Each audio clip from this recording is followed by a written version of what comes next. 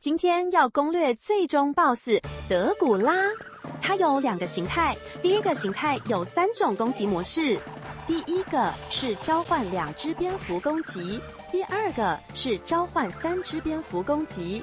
這2個攻擊模式沒有任何威脅性，跳起來就可以閃過。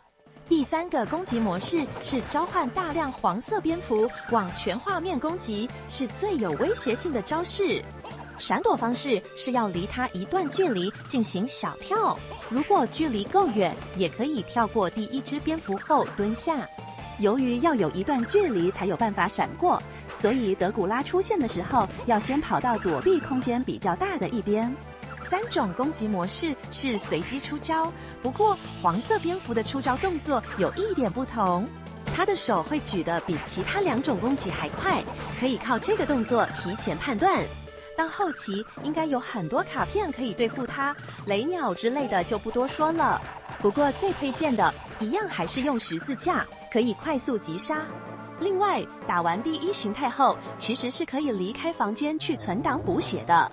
第2形態還分成2個階段。第1階段的德古拉會短暫消失後出現，它的出現位置會依據玩家的位置決定。如果玩家在地面，它就會出現在地面。在平台上就會出現在平台上哦。這個階段有3種攻擊模式，第1種是毒泡泡，可以旋轉鞭子來防禦；第2種是隕石攻擊，這個攻擊是完全隨機，沒有固定套路可以閃避。建議使用海王星和雞蛇，用屬性免疫來應對。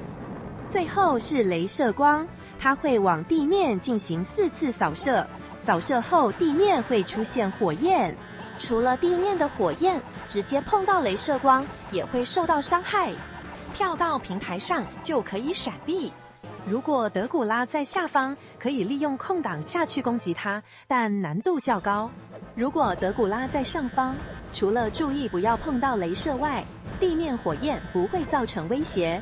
這時候就是攻擊它的好機會。一樣還是可以用十字架對付它，或者使用其他各種法術也可以。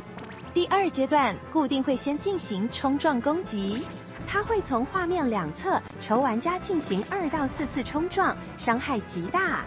可以在畫面中間使用高跳來閃躲，在聽到音效後跳起即可。衝撞後，它會以眼球和蝙蝠的姿態出現，這時候才能攻擊眼球，對它造成傷害。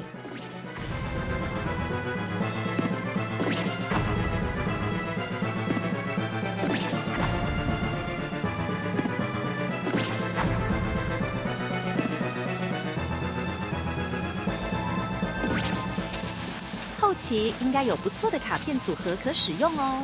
使用雷鳥是不錯的選擇，或者使用月亮加獨角獸，發射光球自動追蹤空中的敵人。如果沒有強力的卡片，可以用冰球和毒物防禦來戰鬥。